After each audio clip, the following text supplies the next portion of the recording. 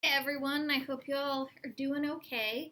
So, yeah, we are talking this week about masculinities and sexual orientation. And to offer some framing concepts for this discussion, we're first talking about patriarchy. So, thinking about patriarchy being defined as the rule of the father. And we saw in households from the 1800s through the early 1900s many US and European families adopting these explicitly patriarchal structures, and that the father had control over all the activities of the children, of the spouse, and determined if a woman would work outside the home, what kind of job she would have. So there was this very rigid sense of tight control over how the father managed the household. And then we saw patriarchies, historically give way to the advent of democratic brotherhoods. So democratic brotherhoods were known as fraternal organizations of white men, such as the Elks and the Knights of Columbus. There are many more examples, you may think of, and they were explicitly dedicated to preserving classes and keeping particular classes of men out. So they were stratified based on race, gender, socioeconomic status, by keeping poor men out of their organizations, keeping men of color out of their organizations. And, we could think about, the continuation of various democratic brotherhoods, with, varying structures, but having that kind of organizing logic around, being very exclusive and discriminatory. So, although formal patriarchies and explicit democratic brotherhoods gave way to an increase in legal and policy decisions that were intended, to really increase gender parity, the underlying thinking of patriarchy and democratic brotherhoods has overwhelmingly persisted, particularly in a US based context. So, we could think about this cultural backlash that we're experiencing right now with, Roe v. Wade being overturned as being a reflection of how those patriarchal ideologies have persisted over the years, despite, there being, different gender and different forms of gender parity that have, surfaced and, continued to grow. So, it is important to think about how patriarchy was very much imposed during a colonial context. So, thinking about this understanding of a patriarchal family unit, patriarchal relationships was something that started to emerge with settler colonialism, and thinking about the many ways that settler colonialism worked to shift how family was thought about, how relationships were thought about, and to do so based on racialized and gendered hierarchies. So this was something that the inception of it, the kind of the different ideologies around this began to emerge during a period of colonization. So thinking about prior to colonization, there being a wide range of family structures, different types of relationships, but then there was this emergence of a normative understanding of family structures with settler colonialism. So thinking about how we could bring in this other term understood as androcentrism, and this refers to the prioritization and inequitable valuation of masculinity over femininity in everyday life.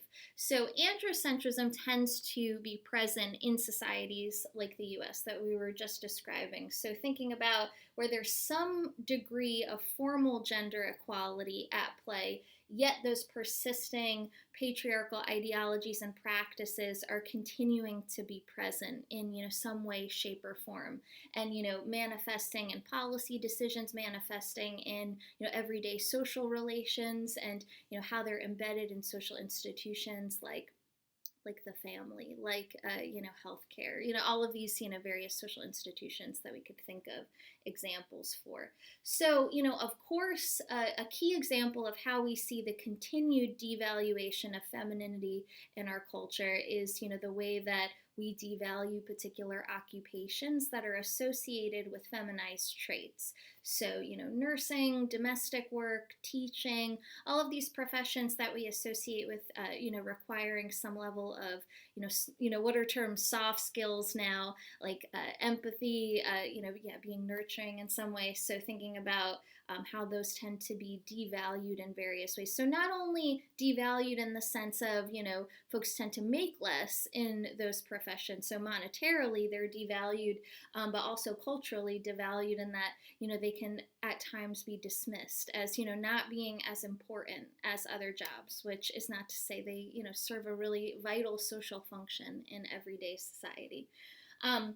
So yeah, let's move into thinking about hegemonic masculinity. I know, that's a big term. So let's first break down what hegemony is. So thinking about, hegemony as being this state of collective consent to, seeing particular forms of inequality as, naturalized and normal.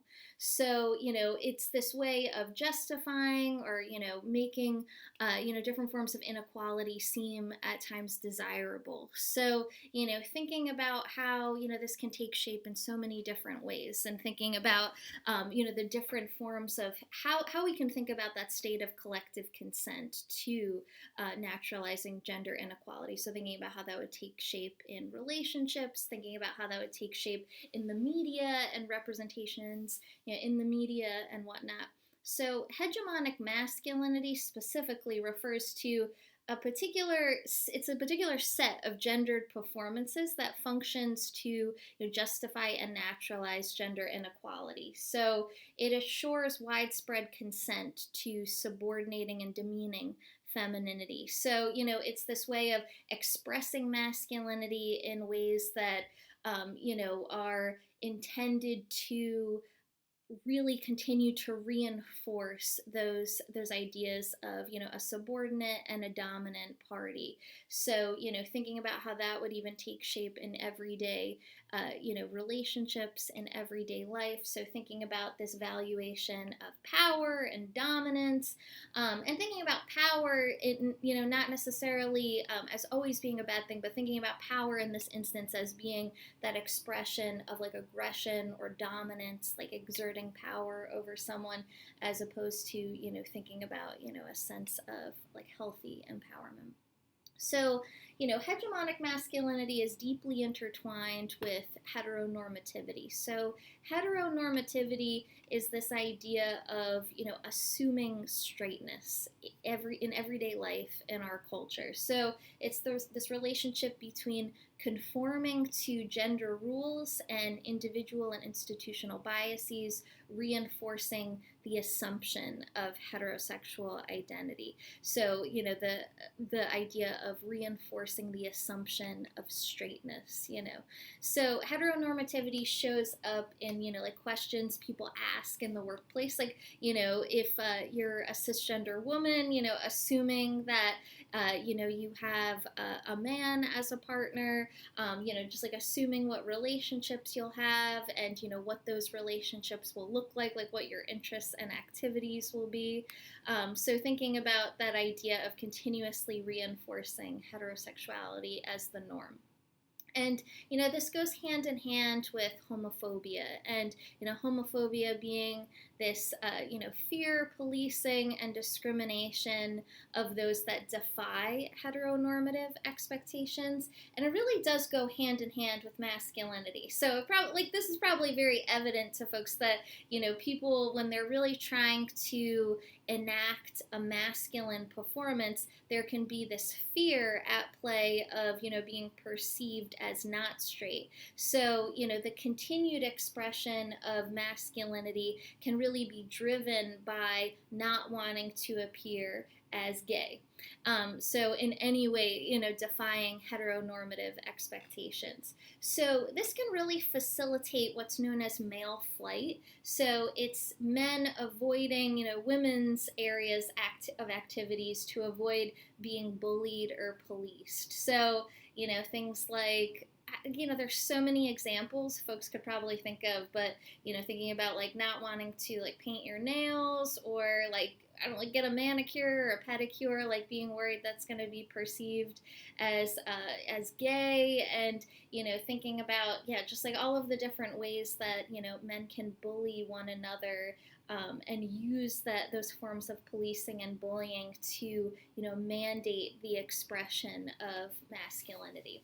So this is, deeply connected to the notion of precarious or compensatory masculinity. So these are ideas that connect to how masculinity is difficult to earn and easy to lose. So, thinking about that sense of fragility that's associated with masculinity. So often, men will respond to the social pressures to fulfill standards of masculinity by overcompensating in different ways. So one key example that I think of in relation to this is like the alpha male TikTok trend, with which people may be familiar with. There's even been jokes about like alpha male podcasts, but people like really like going for it with really trying to subscribe to these ideas of like what is an alpha male, what is a sigma male, and thinking about that pressure that is evidenced through trying to overcompensate. So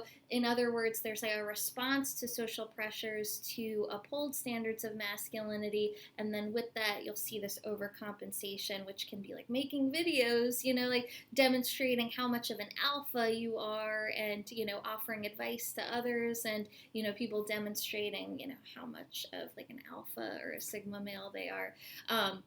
If people haven't seen this trend, you're probably like, what the hell am I talking about? But thinking about, if you, just Google like alpha male trend, you'll see some wacky examples of this. But yeah, I mean, so thinking about that pressure to, overcompensate at times for masculinity, this can lead to at times hypermasculinity. So this would be known as, extreme expressions of hegemonic masculinity that can veer into glorifying anger and violence. So, examples like the movie Fight Club are, key examples of,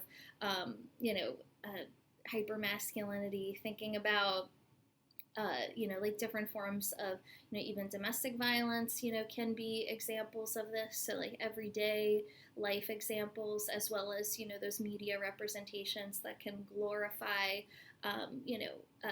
different forms of, men's violence and whatnot. So yeah, thinking about, bringing in some more key terms. I know that this particular discussion is very key term heavy, but, we're breaking them down a little bit.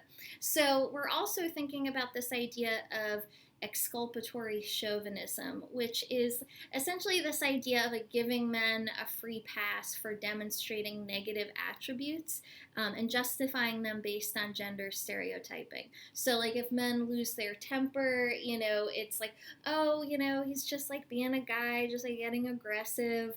If boys harass young girls in school, educators may use this boys will be boys ideology and kind of dismiss it, to in various ways justify that behavior. So with that, we see how exculpatory chauvinism can be embedded in everyday life, from, like elementary school to, different, family situations and whatnot. But, thinking about how that works to, overwhelmingly reinforce these standards of masculinity that are weaving their way throughout our conversation.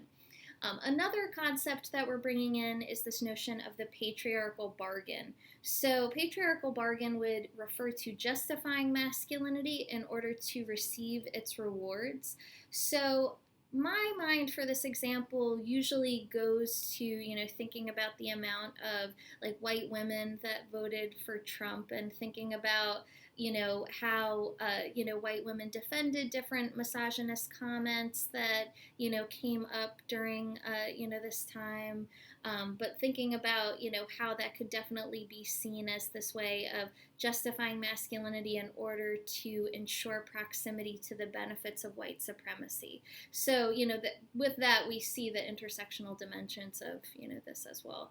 So, thinking about where do we go from here? What are some, ways of pushing back against, the harmful aspects of, what would be understood as hegemonic masculinity?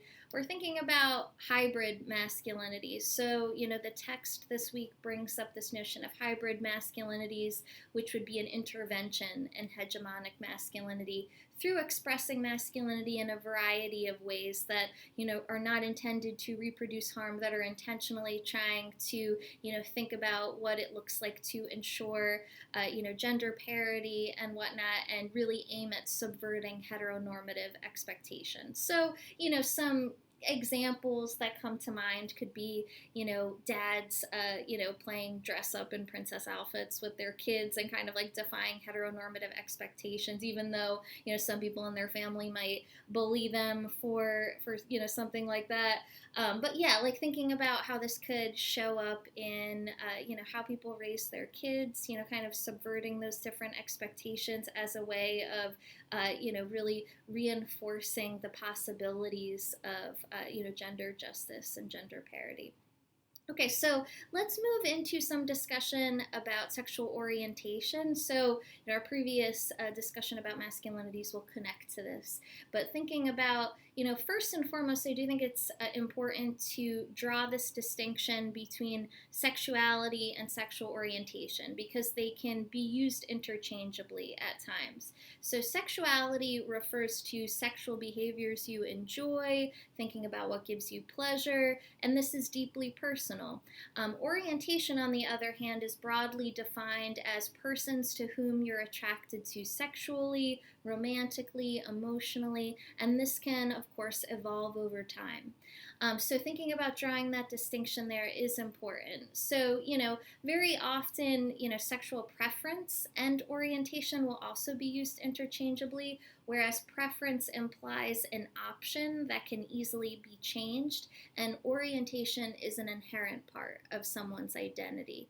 So, let's talk a little bit about how one of the readings that delves into sexual orientation and delves into some of the nuances of this, discusses the Kinsey scale. So the Kinsey scale was groundbreaking, created by Alfred Kinsey. This may be, a familiar concept to people, may not be, but thinking about how it demonstrated that people who had conceived of themselves as either, very rigidly straight or gay. So on one end of the gay straight binary, they were actually less rigidly gay or straight than they thought going into the test. So it was a measure to demonstrate that sexual orientation and sexuality were more of a spectrum than a binary. So it was this way of kind of defying what had initially been preconceived as being a very rigid either or side of the spectrum, but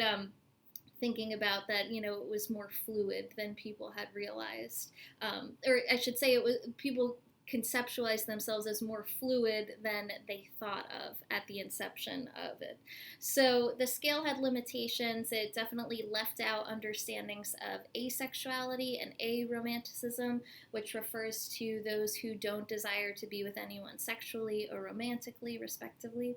And that's not to be confused with abstinence or, celibacy. So thinking about how abstinence is a very personal choice, celibacy can be a very personal choice that can be connected to religious or spiritual reasons. So now thinking about going into, bisexuality and pansexuality and kind of breaking down these terms, the reading discusses how bisexuality at times is seen as reinforcing binary understandings of gender and sexual orientation just because of the prefix bi, which, implies two. So, while many do still, identify as bisexual that, defy those, binary understandings of gender or sexual orientation. So, but pansexuality would refer to folks that, are open to relationships with folks of all, gender identities and sexual orientations. And it is really important to note that bisexuality can be, conceived of in expansive ways. It doesn't necessarily need to be conceived in those, binary ways. So, for instance, some people that identify as bisexual also identify as pansexual, that, they're open to folks of all, gender identities and orientations, but for some people, bisexuality feels like more of a closer fit to them. But yeah, I mean, thinking about, these categories are subject to, interpretation and how people relate to them, how people feel about them and whatnot. But they're really just, ways of, being able to, help folks understand their relationship to their own sexual orientation. It, helps kind of offer a language for it. So yeah, it is important to, as we start to close out this discussion, think about how, there's so many different intersections to consider. So, even thinking about, the discussions we were having about the relationship between homophobia and masculinity, that varies across cultures, it varies across different communities. So thinking about, how homophobia might show up in like a rural Virginia town may be different than how it shows up in, a New Jersey city, and different communities therein. So, it's important to, think about how there's, so many different ways that, the relationship between these concepts can take shape, and also thinking about, the intersections of, for instance, considering like the whiteness of, LGBTQ plus spaces, and, thinking about interrogating, how whiteness shows up in LGBTQ plus spaces. So like, thinking about the different elements of stereotyping that can go into LGBTQ plus representation and the limitations of it. So yeah, keeping an eye towards, how there are various racialized components to this. There are different elements of, disability representation that can go into this, different socioeconomic statuses and whatnot. So yeah, thinking about how, there's various dimensions of, both sexual orientation and thinking about incarnations of masculinity. But with that, I will shut up, and I look forward to talking with you all on the discussion board this week. Have a wonderful week, everyone.